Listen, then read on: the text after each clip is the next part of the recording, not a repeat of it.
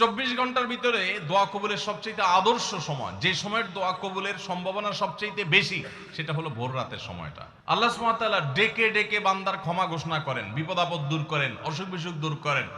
এই সময়টা হলো রাতের শেষ প্রহর, ফজরের আগের সময়টা, তাহাজ্জুদের সময়টা।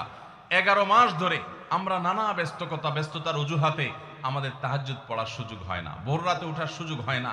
ভাইরা আমার, রমাদানের মাস, আপনি তো সাহরি খাইতে প্রায় প্রতিদিনই উঠছেন।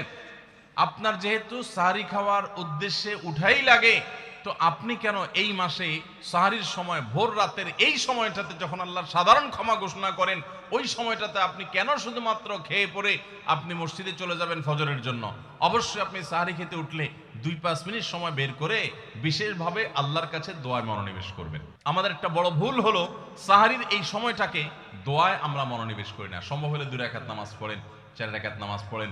সেটা যদি না পারেন, তো সাহরির খানার শেষে অথবা আগে আপনি আপনার রুমে গিয়ে লাইট বন্ধ করে নিরিবিলি জায়গায় একটু আল্লাহর কাছে হাত তুলে একটু চোখের পানি ফেলে চান, দোয়া করেন।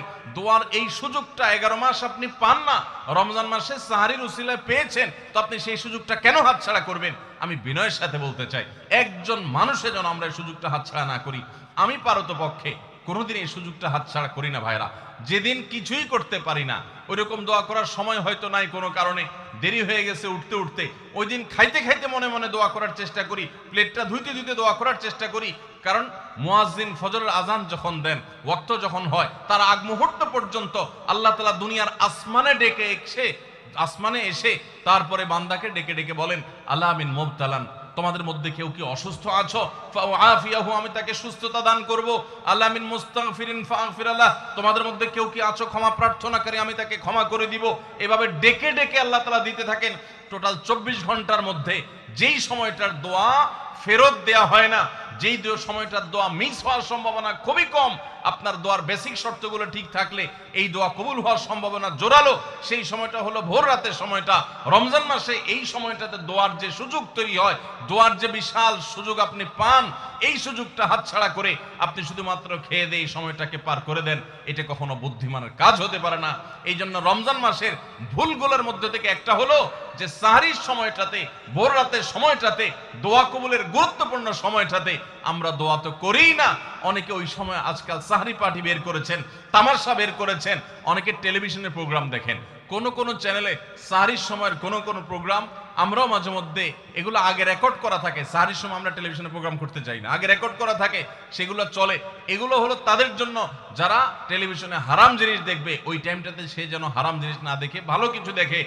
আপনাদেরকে আমরা বলবো, কখনো ওই ভোর রাতের ওই সময় ইসলামিক প্রোগ্রামও দেখতে যাবেন না। আপনি ওই সময়টাতে আল্লাহর সাথে কথা বলবেন, ওই টাইমটা ইবাদতের সময়, ওই টাইমটা দোয়া এবং রোনাজারির সময়। আমরা বেশিরভাগ মানুষ এই ভুলটা করি যে রমজানে আল্লাহর কাছে পাওয়ার এই বিশাল সুযোগ আমরা হাতছাড়া করে ফেলি। আমরা এখন থেকে সাহরিতে উঠলে দোয়া করব তো ইনশাআল্লাহ। আল্লাহ আমাদের সবাইকে তৌফিক দান করুন। অনেকে রোজা রেখে থুতু গিলাটাকে দোষণীয় মনে করেন যে রোজা রেখে বোধহয় থুতু গেলা যায় না, এই জন্য ঘন ঘন থুতু ফেলে দেখবেন অনেকে আছেন। বিশেষ করে নতুন নতুন যখন রোজা রাখে পোলাপান, তখন দেখবেন যে মিনিটে মিনিটে থুতু ফেলে, আছে না নেই? এই ঘন ঘন রোজা রাখে, আপনার থুতু ফেলে কেন? কারণ মনে করতেছে থুতু গিললে তার রোজা ভেঙে যাবে। ভাই, থুতু যদি আপনি না গিলেন, আপনি বাঁচবেন? থুতু না গিললে কেউ বাঁচবে? যতই আপনি থুতু ফেলেন, আপনার থুতু তো কিছু না কিছু ভিতরে যাবেই। যদি না যায়, গলা শুকিয়ে গেলে তো আপনি মরেই যাবেন। তো এই জন্য এটা একটা ভুল যে আমরা মনে করি থুতু ফেলা লাগে। রোজা রেখে রোজার কারণে এক্সট্রা কোনো থুতু ফেলার দরকার নাই। আপনার মুখে বালু চলে আসছে, একটা মশা ঢুকে গেছে, আপনি রোজা আছে, এটা যেন ভিতরে না যায়, সেজন্য থুতুটা ফেলে দিলেন, এটা ভিন্ন কথা। আপনি বেসিনে গিয়ে ফেলে আপনি একটু পানি ঢেলে দিলেন। কিন্তু রোজা রেখে ঘন ঘন থুতু ফেলতে হবে, থুতু গিলা যাবে না, এরকম কোনো কথা নাই। এটা আমাদের একটা ভুল, রমজান কেন্দ্রিক একটা ভুল।